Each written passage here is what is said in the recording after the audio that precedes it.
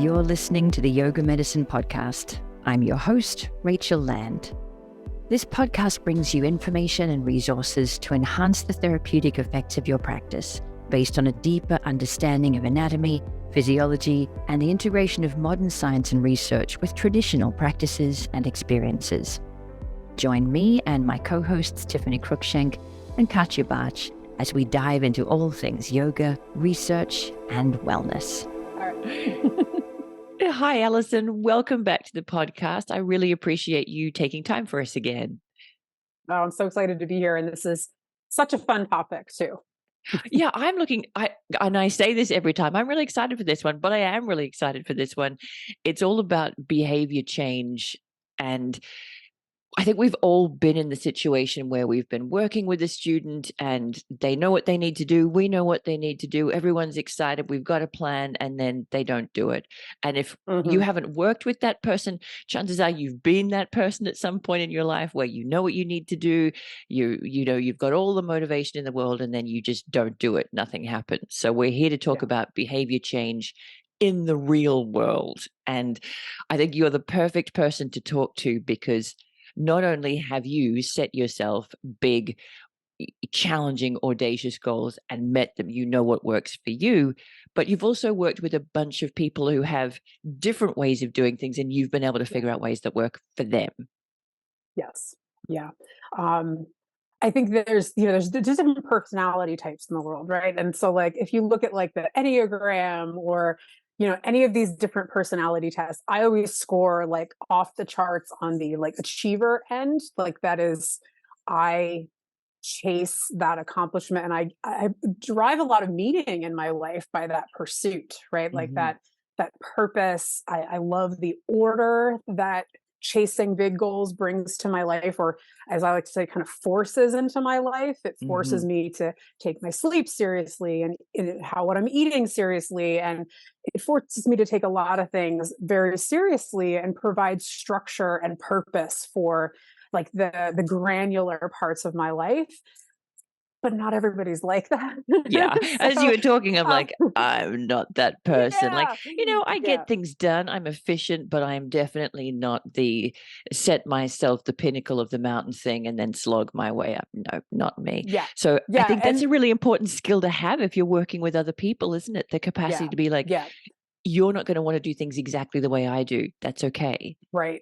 Yeah. And especially if you have an aspirational brand like I do, where people are coming to you because of what you do and the inspiration and the motivation that you provide for them, to be able to back that up with something like behavior change, right? Because like, if you're not like me, I can't get you the results, right? But if I understand why people set the goals that they do, why people struggle to meet those goals, and why people self-sabotage in a lot of ways, then you can start to work with people in a different way versus just kind of like yelling motivational quotes at them from the side, or being one of those rah coaches or teachers, because that doesn't do it for people either. But there is a lot of science out there to back up why people do what they do.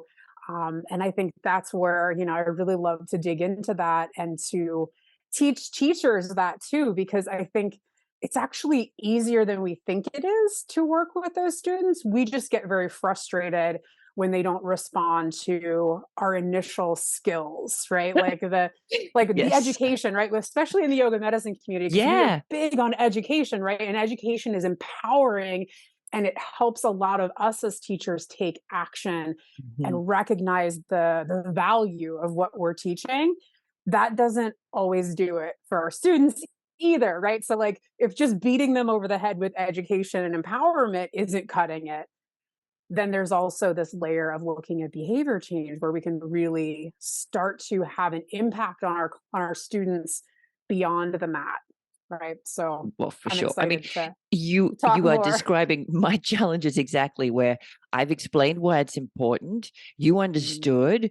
It seemed like a really important goal to you. You had all the information that you needed. we left the session, you had your homework, and then we met back and you didn't do any of it. I don't understand why. You knew you had all the information, because that's what works for me. If I know what's important and it's something that matters to me, like my long-term health or independence, I'll do what needs to be done. I'm not climbing a mountain at 5 a.m. like you are, but I'm going to do the things that I need to do to look after myself. But what a shock. Different people are different. People have individual wiring and expectations and responses and beliefs. And so it's really important to have some options in your toolkit. Not just everyone thinks the way I do. You have your information, go run, but let's try some other ways of appealing to you. So we're talking specifically about scenarios where we've got a client or a student, or it's us. We know what we need to do. We've got the goal in mind, and just for some reason, we're not doing it. So what are some of the barriers that you've experienced with people? What kind of comes up?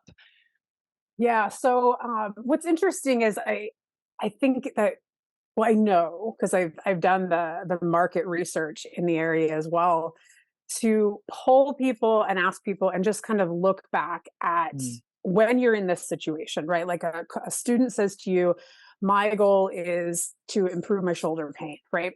And you kind of educate them, you give them things to do, you have this agreement, right? These are the 3 things we're going to focus on for your shoulder pain as you move forward.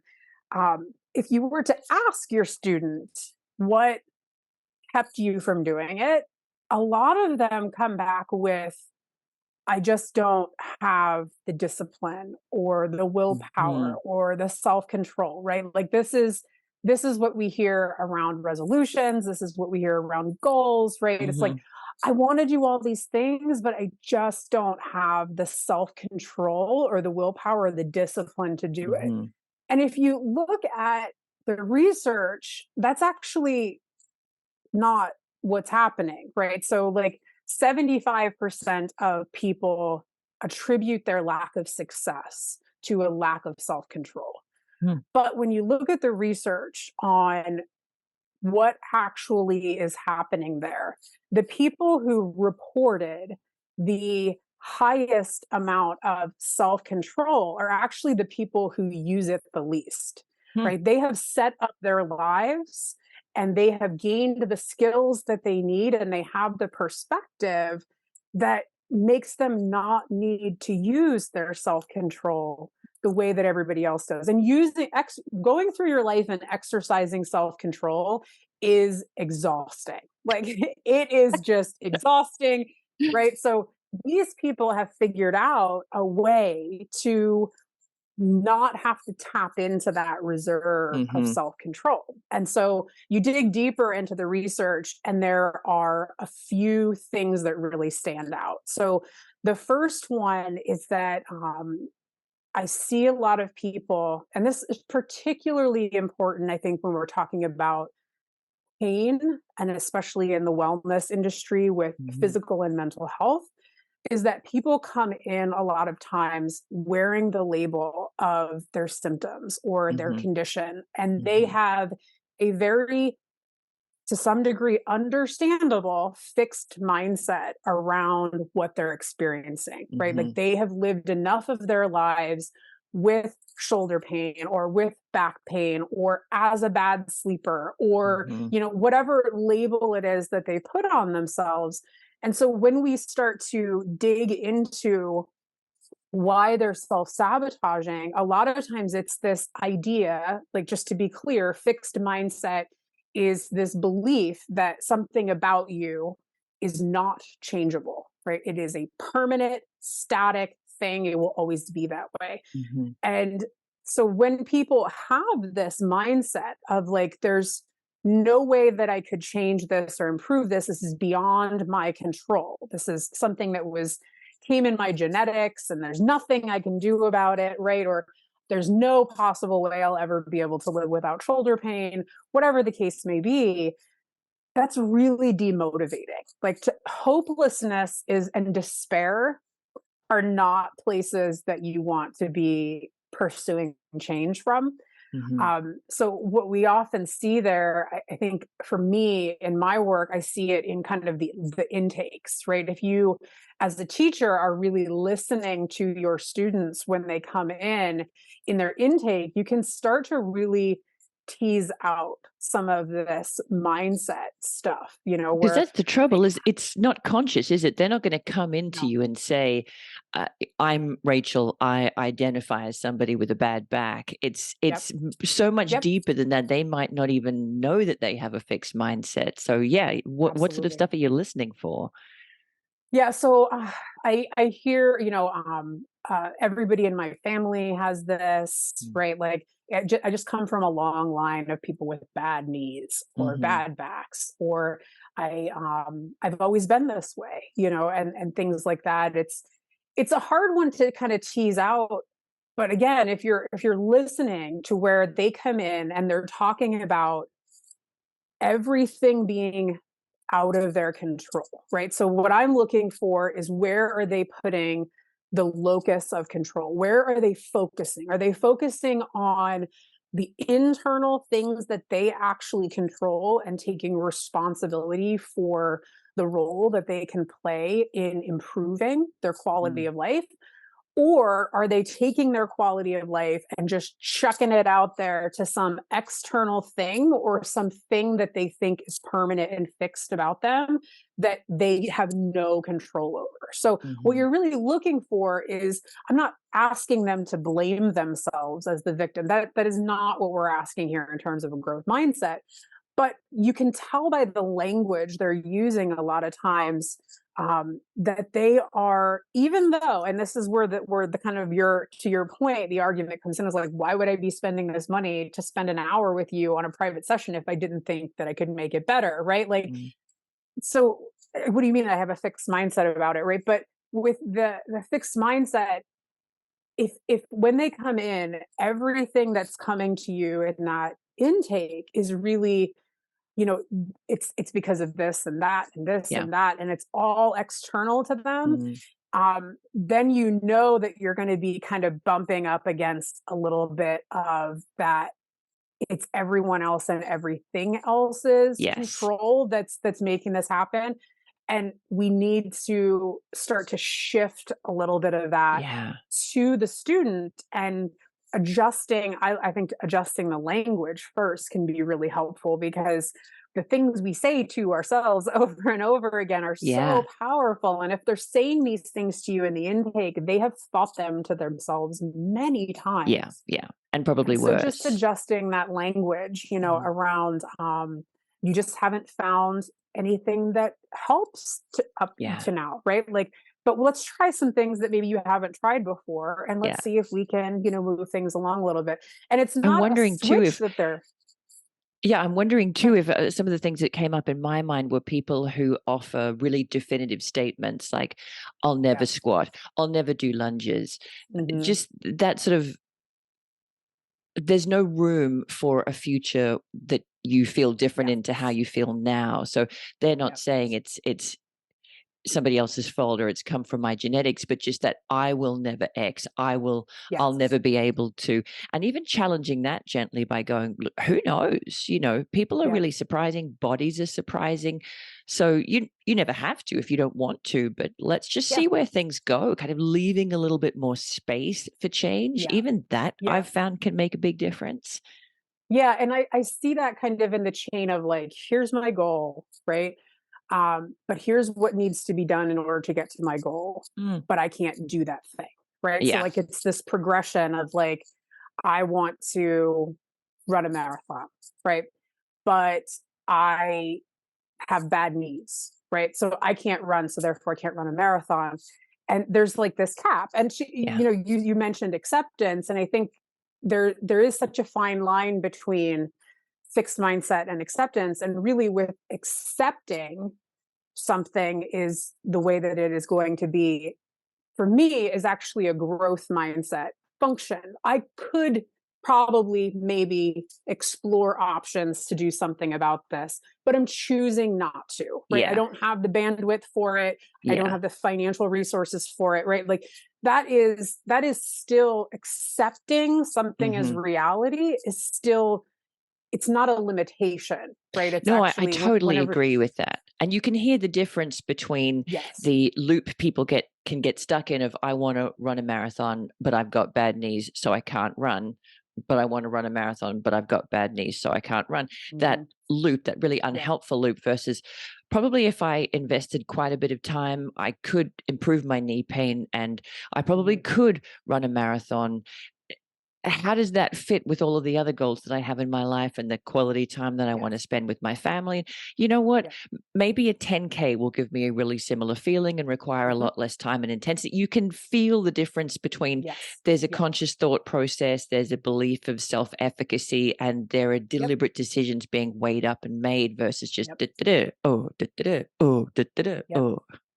Yep. And the result is different, right? Like the Yes. result that happens is from that thinking, it changes the flow of all of it. Mm. Because I've seen this before. I've seen people have come to me, something happened to them and the doctor said you'll never run again. Right. And then so we start working on the hip imbalances and strengthening with no desire to necessarily run again, just to get them out of pain. Yeah. And then they go on to run something, so Yeah. it's like they're I've definitely seen that when you do hit that 10K, that you've accepted that it might actually lead to more, but like You that's never kind of know. what's necessary, right? Like Yeah. that's the growth mindset is like, Hmm. I can't run a marathon now, Yeah. but I can run a 10K and, maybe that leads somewhere, maybe it doesn't, but Yeah, it's and I still, do think that spaciousness around the outcome itself shows a real yes, change in mindset of, yeah, who knows? I've seen so much change in my situation already. Who knows how much more things will change? That spaciousness versus I will never or I have to me shows a much healthier mindset of, I'll keep doing the things and we'll see where it goes. yeah. And I think too, it helps to, when you create that spaciousness, you eliminate a lot of time pressure because they think Yeah. a lot of people have this mindset of like, I'm going to run this half marathon, right? Like, Mm. so I need to have this hip pain fixed in 2 weeks so that I can start training again and I can run it. And it hurries a process that we cannot hurry. Like Yeah. we don't know how long this stuff is going to take.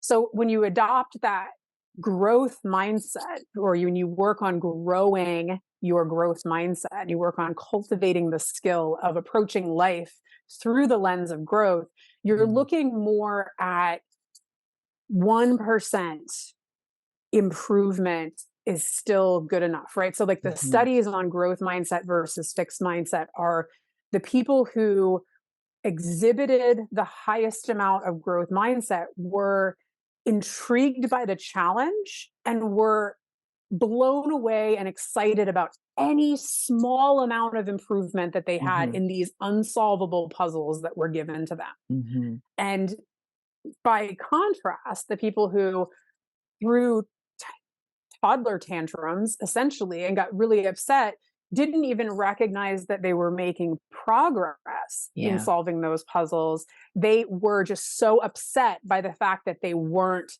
there yet. Mhm. And because of that, they were shutting down their problem solving abilities in their brain and they were taking opportunities off the table. And that is exactly how you see it play out in some of these students that come in, is that they're looking at it through the lens of I need this to be gone, Yeah. right? Like, and instead of how can I focus on making incremental improvements little Yeah. by little and see Yeah. where that leads me. And you're not looking for that, like you said, it's not the outcome, it's the gradual incremental process of change and growth that happens along the way Yeah. that builds that self-efficacy, that reinforces the growth mindset, that moves the whole system along in a way that in the end, the time still passed, Mhm. but we've actually made some improvement instead of trying to hurry the process along because Yeah. you're frustrated by how slow you feel like it's going. Yeah. I can already, from listening to you, I can already see some places where yoga teachers can intervene in a fixed mindset. And the first one is really listening to what they're saying in the intake and listening for language that sounds quite binary, and that the feeling of control is very much external and not something they can intervene with. Listening for those, perhaps gently challenging them.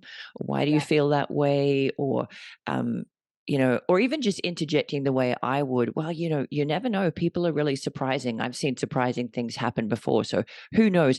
Trying to create a little bit of space around that language while highlighting to them, hey, do you hear the way you were talking about this? And yet you've come to me for help. So there must be a part of you who believes that change is possible. Let's just keep making space for that change. And then setting some realistic expectations. Can you get me running in 2 weeks? Who knows? Probably not. Let's create some space around Let's that assume timeline. no. Yeah. Can you eliminate my pain today? Well, probably not. I'm not magic, but I'm sure we can find some things that will help you feel better. So creating more realistic expectations, and then record keeping, which is something that doesn't get the glory that it deserves, I think, in working with people one-on-one. Writing down their words, writing down details of their experience. My pain is 7 out of 10. I'm waking up 5 times a night. You see them 2 weeks later, you check back in. Oh, now you're only waking up 3 times a night. Now, you don't remember that you used to wake up 5 times a night. You only remember that you're still waking up in the night. But I've got the records, and I can say, wow, that's fantastic. Just 2 weeks ago, you were waking up 5 times a night. We've got that down to 3. That's big improvement in 2 weeks. And you can start to get them excited about the little steps and start to create that possibility that maybe things aren't always going to be the way they were. Any other suggestions that you'd make to working with a fixed mindset? Yeah, so I do think that emphasizing the effort, right, is going to be key. Emphasizing the effort that they're putting in versus the speedy outcome that they are looking for, and recognizing 1% improvements along the way. Because we do, to your point, we do have a negativity bias built into our brains. So we are going to notice the 1 or 2 nights a week we're sleeping like garbage and not necessarily notice the other times, right? So those are definitely calling attention to those, drawing the brain's attention to those is going to be really big. And then encouraging your clients, your students, to consider whether these traits and skills and pain and whatever quality it is that they're trying to change, encourage them to consider whether that is changeable, right? Like asking them that, but then even sometimes removing them from the equation. Like, do you know somebody who has experienced this issue before? Have they been able to change it? Do you think people in general can change this thing that you're struggling? Sometimes the baggage is out of the around them. equation. Yeah. Yeah. And kind of having it step back and then probing about, well, why would you be the special snowflake? Why are you different? Why can't you change this but other people can? Or is there anyone in your family that has your same genes that doesn't have this issue, or that is living the quality of life that you would want to have? And see, again, just drawing their attention to away from that negativity bias and into kind of this grounded reality of growth. I think to start with, you just want to try to create possibilities in their mind. I'm not promising anything. I'm not guaranteeing anything, but I'm creating space that maybe things don't need to be the way they are now. And then as you start to see improvements, because you always do, there's always something, whether the pain decreases to 4 out of 10, or whether the sleep gets just a little bit better, or whether they can do a movement without pain that they couldn't do before without pain, or the two sides become that little bit more symmetrical. There's always some little victory that you can find to show them. And then the brain starts to actually believe, well, if I can do this, then maybe things can continue to change. Maybe I don't really have to get stuck the way they were. And then time kind of solves the rest for you as they start to create space for things to be different to how they are. Yeah. Yeah. Yeah. Just recognizing that there's incremental increases, but also, yeah, recognizing their effort and that they are showing Yeah. up for that change, Yes. right, is also a really, because I think too, it's easy for people to pass the buck to like the teacher as being the Yes. healer, right? And like I Yes. think that you can very easily, with somebody who has a fixed mindset, they can very easily take their wins and push them off on you as the Yes. teacher. Um, that you're the difference maker, and that as soon as they stop coming to you, this is all going to fall apart, right? And Hmm. we don't hope that as teachers. We hope God, that we no. send our people out into the world and they live the quality of life that they were after. We Hmm. don't want them to be dependent on us. That's not, Mm-mm. you don't want to carry that weight as a teacher. You don't want your students feeling that way. It's very disempowered.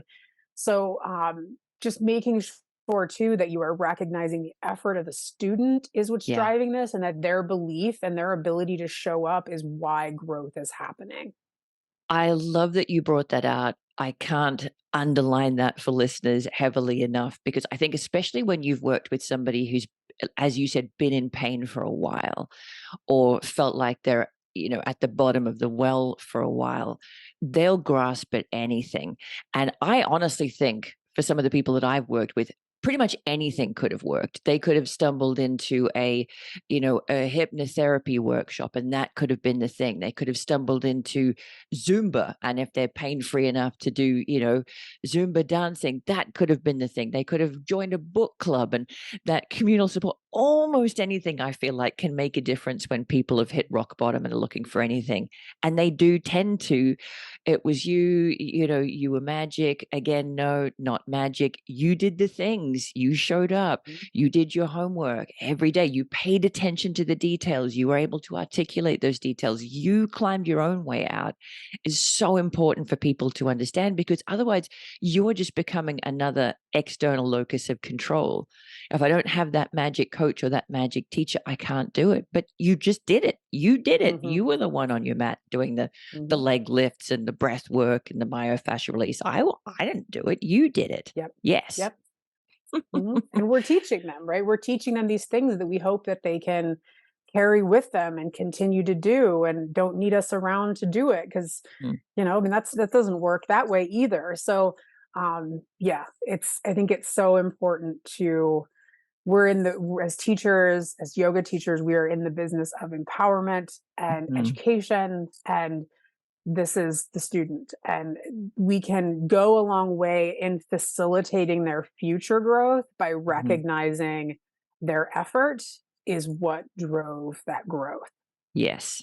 Yeah, I love that. I think that's really important to grab hold of, and for people to retain and remember, to reinforce that it's the student's effort, time, attention, Mm-hmm. energy that Yeah. leads to the change. And you're really just there to kind of reflect their experiences back to them, to ask them questions, to offer them techniques. But you're not the process. The process is the process. Yeah, I love that. Yeah. So, fixed mindset versus growth mindset. What are some of the other barriers that come up? And I feel like that one can sometimes be hidden underneath other barriers, and you Yeah. attack other things before you realize, oh, they never really believed they could get well. Yeah. Yeah. Yeah. So you've And hit the big one it's, first off. yeah, starting with that one was kind of starting with the monster, right? Because Yeah. that one is one that takes a little bit more, I think, time and attention to unravel. But Mm. the rest of the obstacles, like, so the next one that I think of is,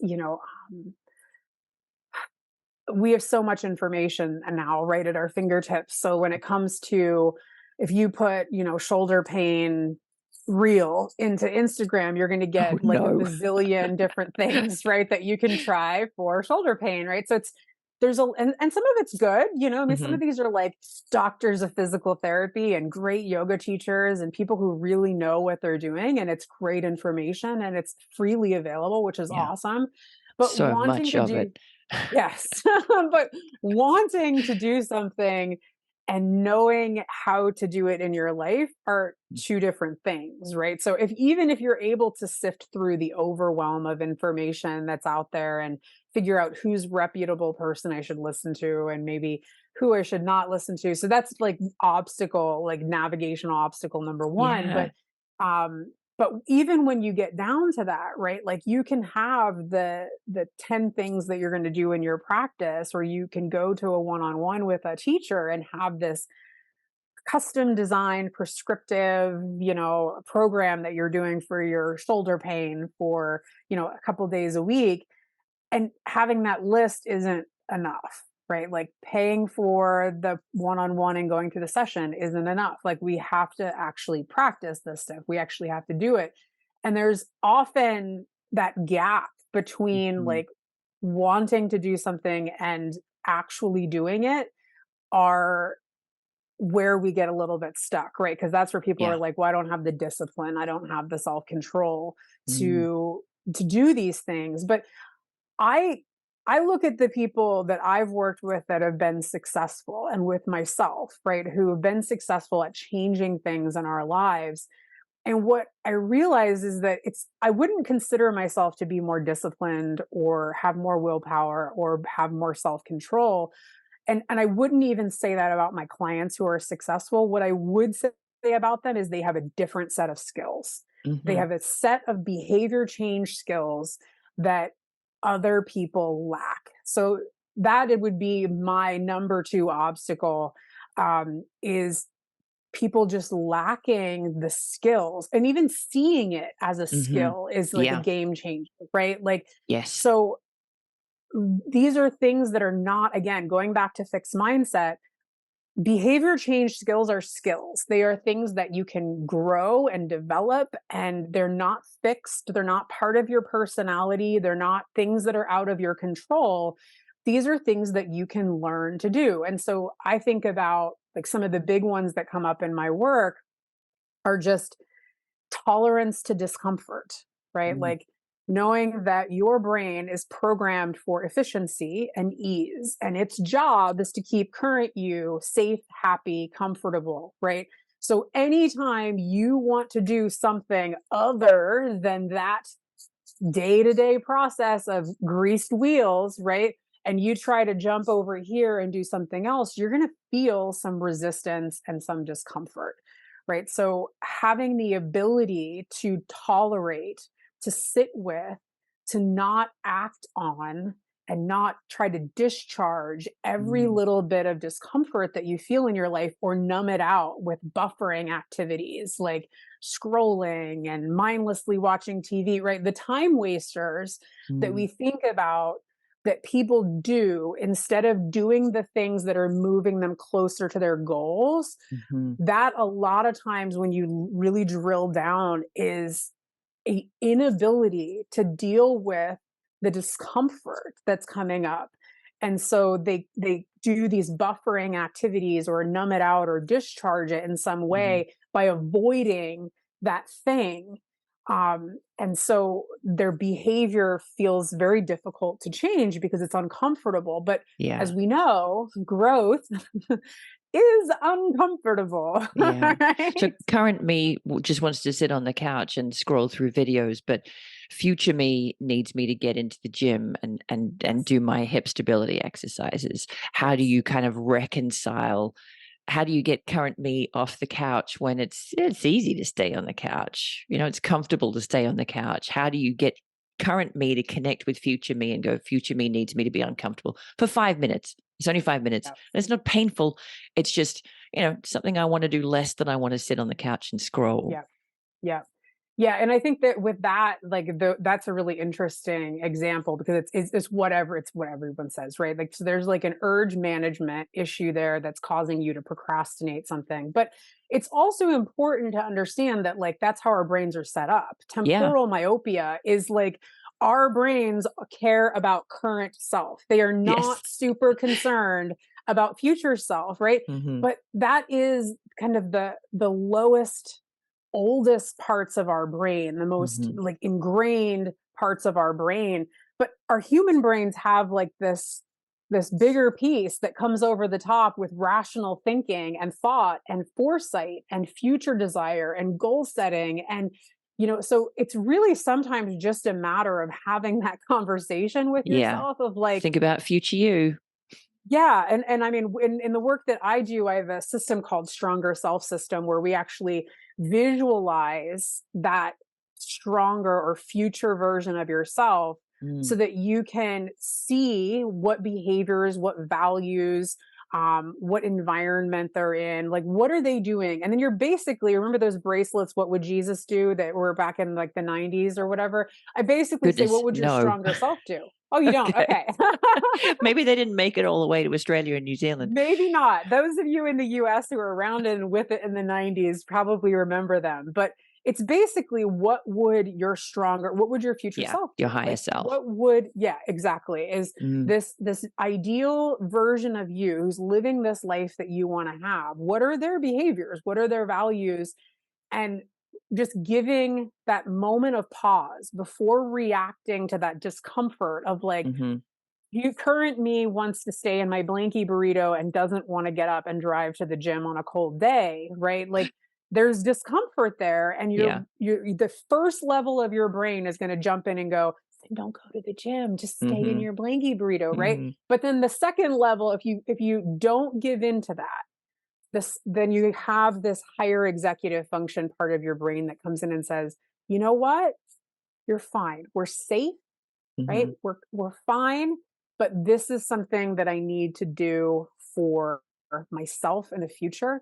And you get to make that decision, right? If Yeah. you stay with it kind of long enough and create that moment of pause, which we talk about in yoga a Yes. lot, Yes. is like, there is that feeling, there's that resistance, there's that discomfort. And if you can sit with it and not make it mean anything other than you are a human being with a human brain, Hmm. and just then say, like, I hear you, I feel it, Yes. I acknowledge all of this stuff, but I'm not going to act on this because what I Hmm. want is different, and what I Yes. want is for my future self. And so now I need to make a different choice.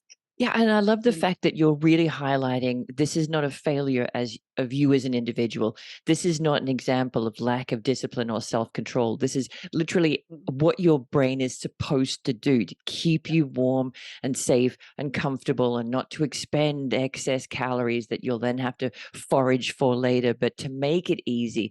And fortunately, we do have executive functions that can step on top of that ancient brain to say, sure, I can stay on the couch if I want to. I can snuggle up into my blanket if I want to, but I'm going to go do the thing that's important to me. And the couch will still be there. The blanket will still be there when I get Mhm. back. Yep. I have lots of bargains that I make with myself. If I don't want to get in the car and drive to the gym, we've got a basic gym in our garage. I'll make bargains with myself. I don't want to go out there. It's cold today, but I can get some weights and bring them into the living room. I don't want to stop watching my TV show. Or I can watch my TV show while I do weights. So there's lots of ways that I can bargain getting myself started. And once I'm started, it's usually pretty easy to keep going and finish the thing that I wanted to do. It's just that Yeah. initial resistance of, well, I don't even have to get cold if I don't want to. I don't even have to go to the gym if I don't want to. Yeah. I can do it here. Yeah. And then Yeah. usually And once I've started, the rest just happens. absolutely. Yeah. You get that momentum going. And the other Yeah. thing that was interesting in habit formation, habit or behavior initiation matters more than behavior completion. So the Uh-huh. fact that you just initiate the Start the thing. behavior, yeah, that you just start the thing, helps you to create a habit. You don't even have to complete it. So if you have like a 30-minute workout or a Mm. 30-minute practice that you are supposed to do, just getting started Yeah. helps get the ball rolling in Yeah. terms of the habit formation. So you don't even have to complete it, like, which I think I is think just I remember this fascinating. from Atomic Habits, the just walk to the letterbox and back. Now Yeah, just walk around the yeah. block and back. And people are Hmm. like, oh, it's not even worth, why even bother if I'm not going to, walk my 5 miles. The thing is just getting over the initial inertia. And I'm the Hmm. person that gets up every day and walks to the letterbox and back, then becomes I'm the person who gets up every day. And yeah, this is definitely true. Yeah, Yeah, yeah, have felt it, yeah. have done it. This is definitely true. Yeah.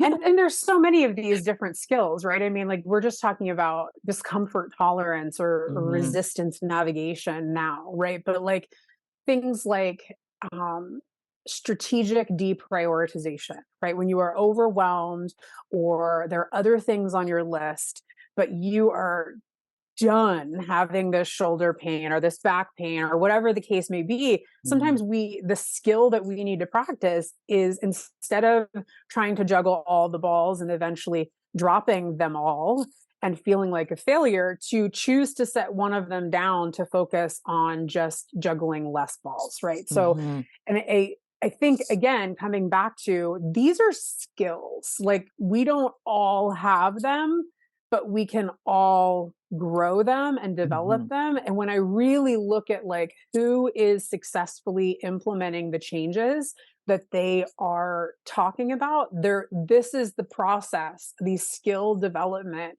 in little things in the day-to-day that are adding up to having the ability to follow through with what you said you were going to do and no longer self-sabotaging. So like, just being able to regulate yourself, your emotions, emotional regulation, such a big part of discomfort tolerance, right? And resistance navigation is just being able to recognize your feelings and decide whether you're going to act on them or whether you're going to take a different route that is more in alignment with where you want to go, or managing your mind, just watching your kind of along the same lines of emotional regulation, watching what's happening up there. I mean, your brain is generating thoughts like clouds generate rain, and that's just what they do. And some of us let all of that go unchecked, and we build these cages for ourselves, and don't realize that it's a skill. Like being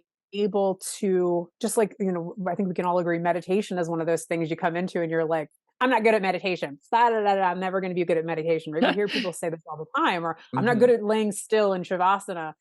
And they don't realize that even that is a skill. Like being able to manage the discomfort that you're feeling to something different, or the thoughts that are, instead of engaging your brain in something else so you can ignore what's happening up there, you actually have to manage them. And I think thinking about it and looking at it through the lens of these are skills that we can grow and develop is really empowering.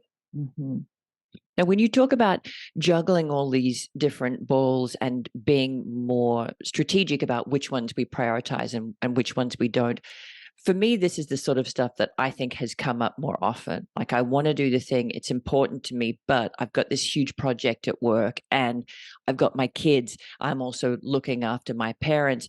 There's all of these things, all of which are important. Family's important, work's important. I've got to make a living. My pain's important too, but I just can't fit it in. And sometimes I think that can be an excuse. Sometimes that's the outward clothing that an internal fixed mindset wears. But sometimes it's the truth. Somebody's just hit absolute overwhelm, and it can be really helpful to talk it through with them and say, look, if you've got this big thing happening in your family that's temporary, or this big thing happening at work that's temporary, maybe that's where your energy needs to go right now for these 2 weeks. And I will follow back up with you in 2 weeks. This is not forever. What's happening right now is not permanent. This is for this couple of weeks. Do the project, take care of your kids, take care of your parents. I'll follow back up with you, and things will be different then, and there'll be more time. So helping people look through their priorities and kind of figure out, is this really something big that is important to me, that needs my attention now? Sometimes it is. And that's okay to be more important than the goal that you've set for your pain or for your achievement, or, it's okay for that to be temporarily less important sometimes. But I do think at times it can just be excuses for, I just don't believe that things could be different. So it takes a lot of discernment. Absolutely. And I think that's why it's such a challenging one, right? Because sometimes it is true. Sometimes it is that the answer is you need to stop trying so hard to make things fit that just can't fit right now. And I think about it like in terms of, because I work with a lot of people who are athletic and athletes. We have seasons, right? We don't prioritize strength, endurance, conditioning, off season, like recovery. Like you can't prioritize all of it at one time, right? So we allow there to be seasons for these things. And so I think that's such a helpful mindset when it comes to priorities, right? Is that, Yes.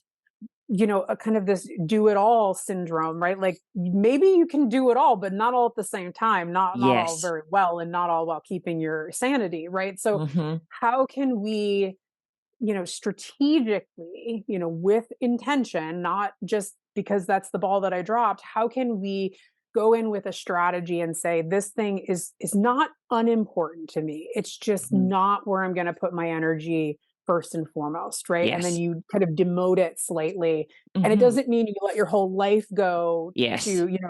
like it's like I'm about to run a 50 miler and I've been training for a long time for that, and a lot of things have kind of fallen to the side. Like there are boxes here in my office that I have not done anything with because I have strategically deprioritized the Yes. clutter that is accumulating in my house because I have something else that I'm more focused on. Will it Hmm. always sit there? Will those boxes always be Yeah. there? No. No. They will eventually, when I have the resources to devote to them, they will Mm. be gone.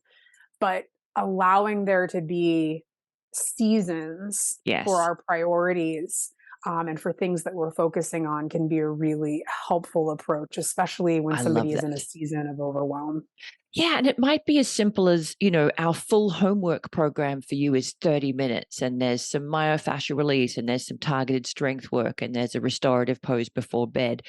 For this couple of weeks while you're in overwhelm, just do the restorative pose before bed. And, Yep. maybe we wanted you to do it for 8 minutes. Maybe you can only do it for 2 minutes or 1 minute. There's still that feeling of, I'm on it. I haven't Yep. forgotten it. Yep. I'm still committed to it, but I'm doing it in a way that is actually realistic to the demands on my life and energy and attention and time right now. And right Yep. now is not forever. Things will Mhm. change, but for right now, this is what I'm choosing to do. And again, the intentionality about it is the important thing, isn't it? It's not just, Mhm. I've totally Yep. dropped the ball. I'm eating a bag of chips in the car. I'm never doing yoga again. I'm Yeah. I don't care about my breathing. It's strategically, I have chosen Yeah. to focus my attention here, and I'm doing less here. And that's Mhm. temporary, Yep. and that's reflecting my values, and I'm comfortable with that decision. Yep. Yep. Hmm. Yeah. Yeah. Yeah. And I think, kind of moving from that idea, right, of like not having the skills, right? So some people don't have the right mindset, some people don't have the right skill set, right? Hmm. Some people have no systems, right? So Yeah. that would probably be like the third obstacle, and you'll start to see that these things kind of weave together, right? So system is kind of breaking it down into pieces to meet the goal, right? So um with a system, you're really anticipating obstacles that are probably going to come up, and working on shifting that locus of control back to you in some way. So like what you had said about what's the one thing, right? Like what's the one most important thing that we can do here, is Hmm. a system that I employ with my students a lot, is like a good, better, best, right? Like Yes. if you have lots of time, here's what I want you to do. If you are busy and it's a day where you have to have the kids all over the world, right? And so like this is like this the middle. And then like everything has just gone to hell here. This is like the bare minimum of what you need to do to be successful, right? Yeah. Like this is your worst case scenario ripcord, right? You pull this Yes. ripcord, you do this one thing, and you're good. Yes.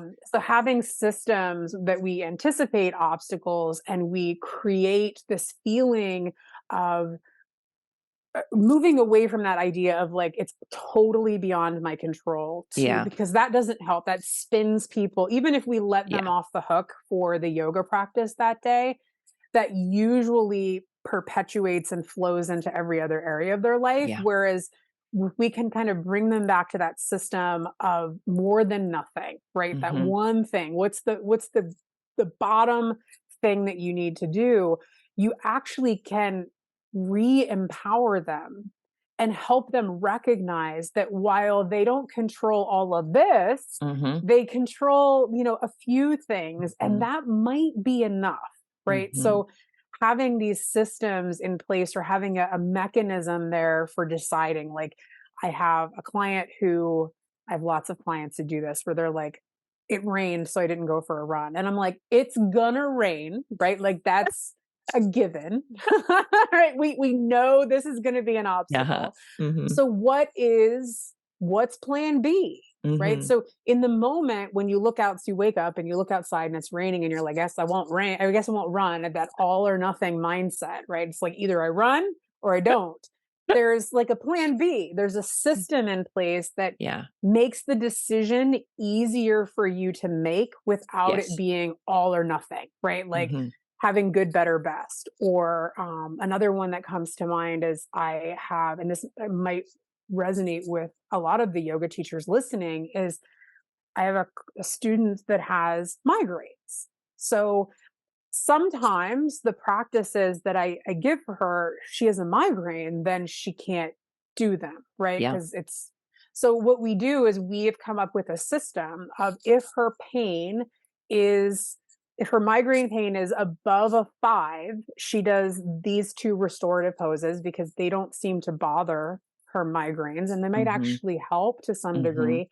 And if it's less, then this is what she does, right? So we've created a system around decision making that takes away the mental bandwidth necessary to come up with a decision on the fly Yes. that is I something love other that. than all or nothing. I love that. And I think that model works equally well for somebody who has pain flare ups. Because if you're working with somebody in pain, at some point there's going to be a flare up of some extent. It's Yes. just going to happen, or there'll be Mhm. another little niggle that sneaks in, or whatever. So it is really important to have that doesn't mean that everything's lost and we're starting from scratch and we're back to square one. It just means you go to plan B or you go to plan C. There's always something that you can do, even Mhm. if it's giving attention to a completely different part of the body, or it's taking two deep and intentional breaths. There's always something that you can do. And the more often you remind yourself of that, the more internal the locus of control becomes. Yeah. Yeah. I love that. I Yeah. think that's really helpful, really practical advice. And hey, for the people who don't run when it rains, what happens on race day if it's rainy? What's your I plan on know. race day? I just ran a 50K pouring rain like Yeah. last weekend. And yeah, I mean, if you're not ready for it, what are you going to do? Just not race? Yeah. No, you're going to go run. Yeah, I think, pain flare ups, injuries, Yeah. all of that sort of stuff. If you go into this knowing that life is going to Yes. life is going to be lifey sometimes. And so, what how can we still be successful and build self-efficacy and our ability to change and Hmm. keep that growth mindset going? How can we do that? What is the system that we need to have that makes those decisions run on autopilot? Because remember, Yes. the people who seem to have the most self-control are the ones who are using it the least because they have set up their life in a way that their life is full of no-brainers. Like Yeah. they know what they're doing. If it rains, I'm doing this. If I forget my gear at home and I'm at the gym, this is what I do. Like it's not willpower, right? Yes. There is a system there that is Yes. making it easier for them to change because they have developed these skills and these systems. And the last or the one that kind of goes along with this in my mind is unsupportive environments, right? So Yeah. like people who seem to have a lot of self-control have environments that are supportive. And there are a lot of challenges for people these days in terms of environment, whether it's their physical environment. I mean, especially through COVID, where we were all in the same space with everybody overlapping, and that Hmm. wasn't what we were used to, right? So physical environment, their social environment, maybe they don't have Hmm. the social support. And we know that it's so important for human beings to have social support from their folks. And their digital environment can be really unsupportive, like who they're following, Yeah. what podcasts they're listening to, right? There can be a lot of doom and gloom out there that is facilitating this fixed mindset, that is facilitating this feeling of not being able to make any meaningful change. So, when you look at kind of the internet spaces that you're operating in, or the social groups that you're running with, or even the physical environment and the clutter that's in the space that you're trying to do things in, those can be really impactful parts too of behavior change. I mean, it could be as simple as you want to do your practice first thing in the morning, but you wake up in the morning and you've got to clean out the room to lay out your mat, and if you just have your mat sitting next to your bed and you just literally roll out of bed, or even if you do a practice that you can do in bed, it's kind of projecting ahead to think what's likely to come up, what does my life actually look like, and how can I just decrease the resistance to me doing the things that I want to do. And that could be really obvious things like putting your mat out, putting your props out, putting your clothes out. That could be anticipating it's probably going to rain at some point. I need to have a plan for when it rains. Or it could be taking that step back from your life and noticing the people I hang out with, the conversations I have, the podcasts I listen to, the news that I watch are all presenting a certain narrative. What if I associated more with people that are already doing the stuff that I want to do and are doing it in ways that feel approachable and realistic to me? I love that. And I think it sounds easy, but I think that requires some real quality reflection, doesn't it? What am I surrounded with?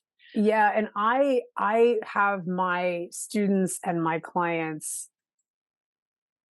as part of figuring out who their stronger self is, who this future version of them is, to describe the environment, physical, social, digital, that their future self is in. What kind of things does this person listen to? What kind of people is this person running with? What kind of community is this person involved in?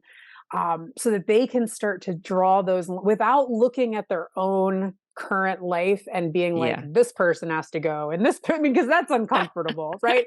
But like, if you can look at just the contrast of like, my future self, the stronger self, the higher self, whatever your language is for that, what is the environment that this person is living in, and how does that feel? Right? It can be more of a connection to what you want in your life, instead of going to your current life and like pointing out all the things you don't want, because just calling in things and attracting and being open to things that are different can already have a huge impact on the environment that we're, without having to like, you go and you go and you go and you come in, and like it just bringing in a little bit of this energy can start to shift to how we feel, how we behave, and just having that external accountability from people that we feel connected to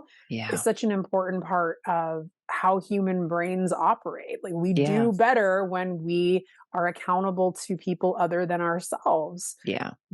It's the way that we're set up. And just kind of envisioning what it is that this other version, this future version of you, is surrounded by, and allowing to occupy their headspace, right? Can I be a love that. really easy way to access that. And I also love that you really highlighted it's not about kind of carving things ruthlessly out of your life. Now, maybe not much changes now except where you put your energy and your focus and your attention. And that in itself creates such a fundamental internal shift of, sure, I've still got all the same people. I still have, some of the same physical environment, although maybe my mat's out next to my bed, but where I focus my attention is here instead of here. And that can create big internal shifts. So what you're describing to me is the Swiss cheese approach that got so popular during COVID, that you've got all of these kind of overlapping layers, and none of them are perfect. None of them are flawless. They've all got gaps in them. But when you have so many layers, hopefully the gaps don't overlap, so that you don't get these big holes. You've got a really solid understanding of who future self is, what their life looks like, how they feel in that life, and that's in your frontal cortex to remind you of, this is what I'm moving towards. And then you've got behaviors and systems that reinforce that. You've got little easy bite-sized chunks that you can do that fit into your existing life, that don't require, super powered effort to achieve, that you've already tied to aspects of your routine that feel realistic and manageable. And if the crap hits the fan, you've got plan B. If the world implodes, you've got plan C. There's always something that you can be doing to further those goals. Even if it has to take a sideways step for a time, you can bring it back to the fore later. And you're focusing on the people, the media, the environments that lift that part of you up. Even if you still have things around you that don't lift you up, you're focusing your time on the things that do. And over time, little by little, step by step, that can make huge differences in your life. Absolutely. Yeah. I think of it as like, how and where can I hit the easy button, right? Like it Yes. doesn't, we can do hard things, but not everything needs to be hard. Sometimes Yes. we're making things hard on ourselves, right? So like in those moments where you're at this decision point, right, about whether you're going to do the thing or not do the thing, and or there's a lot happening and you're considering, everything that's going on, just looking at the behavior and how can I make this easier for myself? Whether that Yes. is, like you said, setting your mat out or hanging up your workout clothes or putting your shoes right beside the bed, or taking how your can stupid I TV show with you. You don't want to stop watching the TV show. right. Fine. Yes. Do it while you watch the Yes. TV show. Fine. If the TV show is the linchpin, like take it with you, right? But how, like that's kind of the environment. Part of it is really, how do I set up my environment in some way to be more supportive of the things that I'm trying to, because our environment can really impede us. And Yes. just bringing in a little bit of support might be, because if we're putting things on our to-do list, we're adding demands, right? And if we keep adding demands, or if other people keep adding, if the demands are growing, then at some point we need the resources to meet them, right? Yeah. So I think of environment as something that can be a supportive resource that allows you to meet the demands that are on you, whether that's from your family or from your community groups or from yourself or from your partner, from your children, right? The demands are compounding. We all know the feeling of that. So how can I increase the support to match the demands so that I can meet them? And I feel like that narrative is not out there often enough. How can I make it easier? It just doesn't sound like a heroic thing to say, does it? Like I just stumbled across a concept on social media this week of cozy cardio, of a girl who was saying, she wants to do her cardio, but she's in some pain and she doesn't want to. So she lights some candles and she puts on a TV show and she dims the lights and then she walks on her walking pad. And I thought that was wonderful. I was like, you have made this a realistic on-ramp for you to get into that habit of just starting. But boy, did she hit some pushback online from people very angry about the concept of cozy cardio. So you know what? It doesn't always have to be the hard thing. You don't always have to be running barefoot in rain and snow. You can definitely find the easy button to push. And you might be surprised that the more often you push the easy button, the more capable you are of doing the things that turn out to be hard. Because once again, habit initiation, more important than habit completion, right? So like, just do the easy version of it today. And you're laying another brick, in the wall, and creating, a change over time. Absolutely. It is well documented. This is not just motivational speaker woo-woo stuff. Like this is really how it works.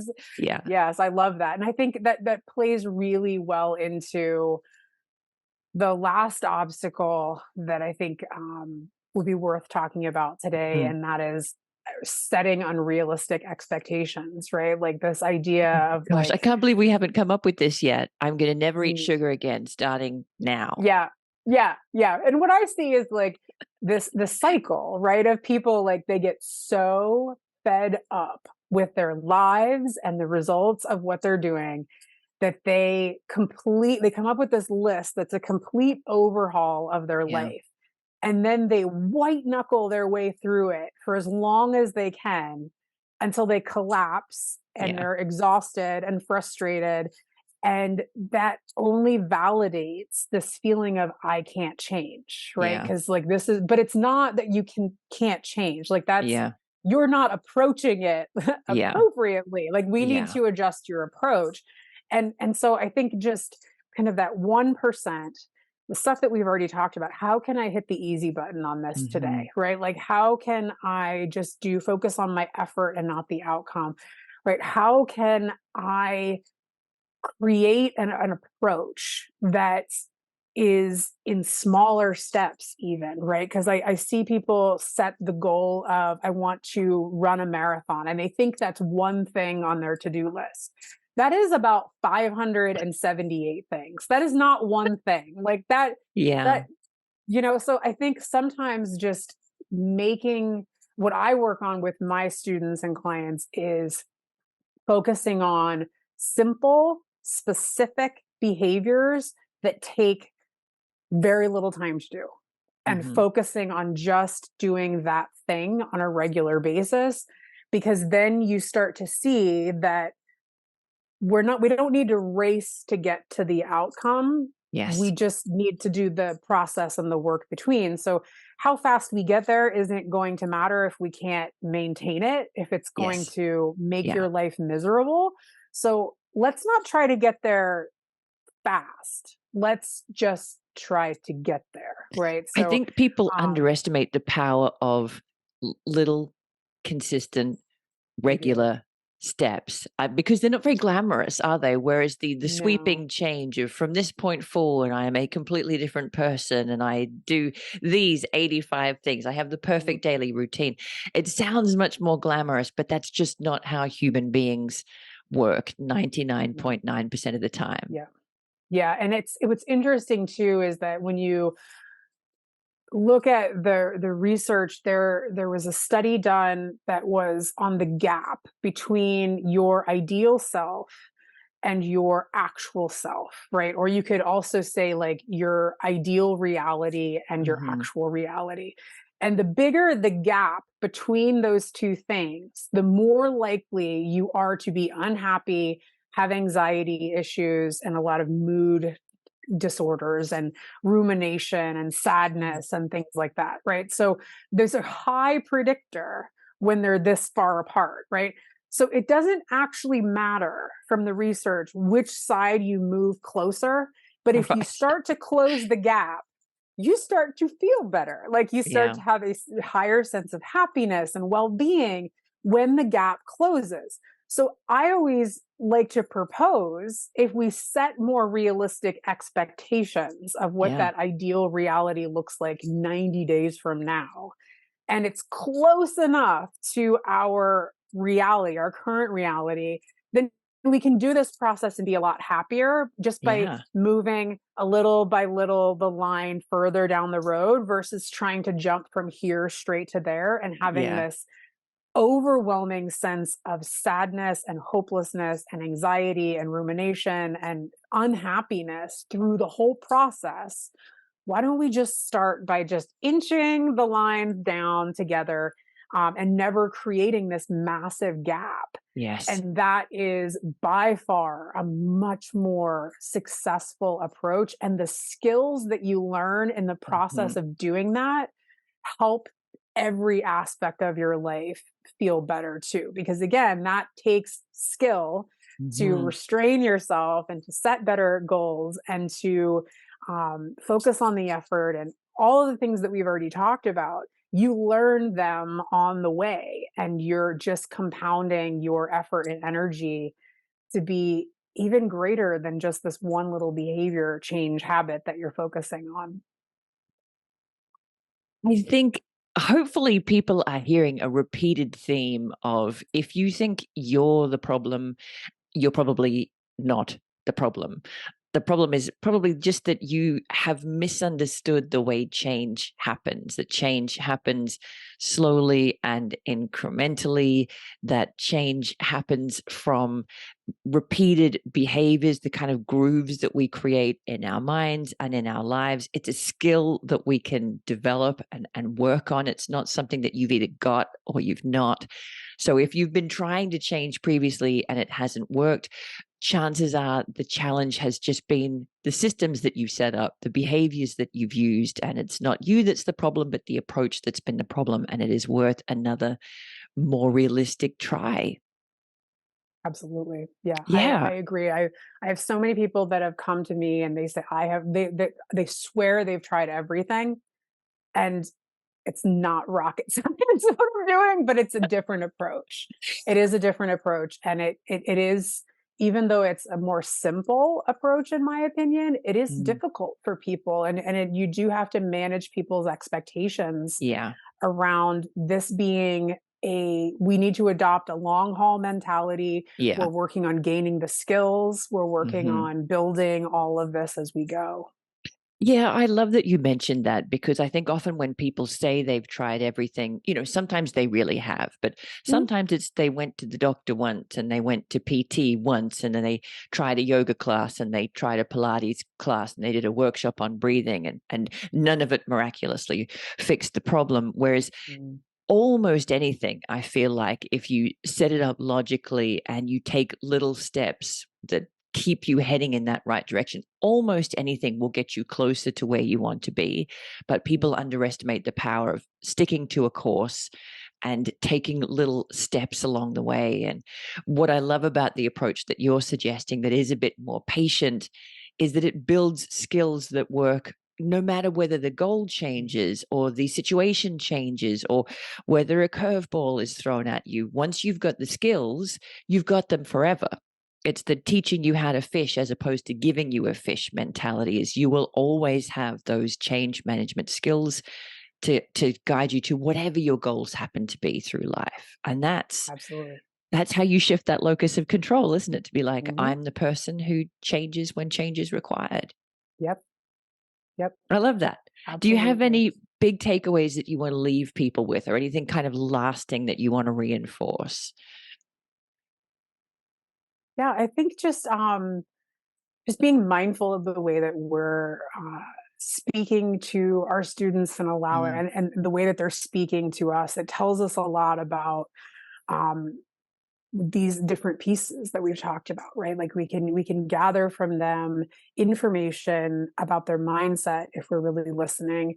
We Mhm. can gather for them information about their skills, because they can if we probe a little bit and like why or what's coming up, or we have them reflect on the resistance that they're feeling or the discomfort that they're feeling, if we have them reflect and consider and use this tool that yoga gives us of non-judgmental awareness, because that is a precursor for every skill in behavior change. If you can't see it, recognize it, and not judge it in yourself, you're not going to be able to build the skill needed to overcome that obstacle, right? So Mhm. I think, as yoga teachers, we have this tool that is built into, and we teach it better than anyone else teaches it, right? It is our thing. This is our wheelhouse, talking about non-judgmental awareness or attention.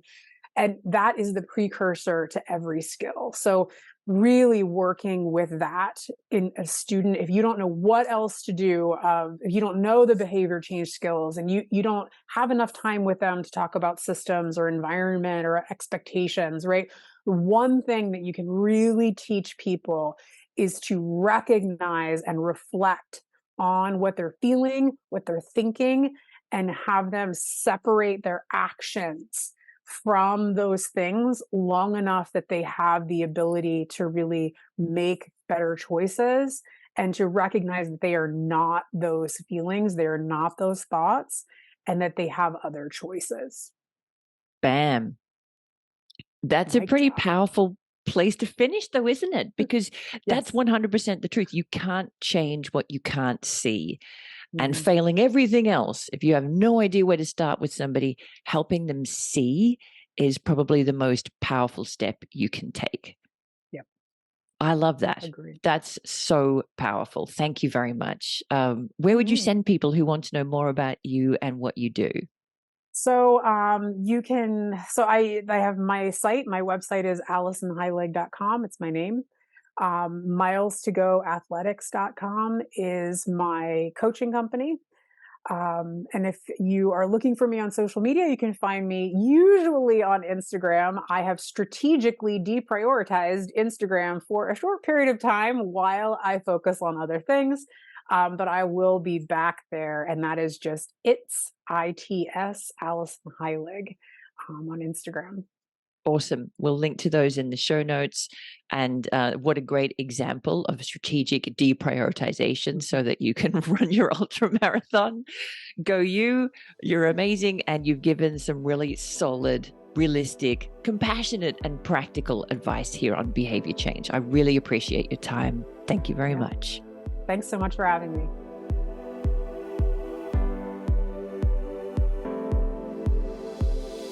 Thanks for listening to Yoga Medicine. If you liked the show, be sure to subscribe and leave a rating and review on Apple Podcasts or wherever you listen to podcasts. And if you got something out of this episode, please spread the word and share it with a friend. You can find more information, articles, trainings, and classes at yogamedicine.com. Check us out on social media as Yoga Medicine, or you can email us at info@yogamedicine.com. Thank you for being part of our Yoga Medicine community. The content of this podcast is not medical advice and is not meant to replace medical care. Please consult your healthcare provider to determine what is best for your unique healthcare needs.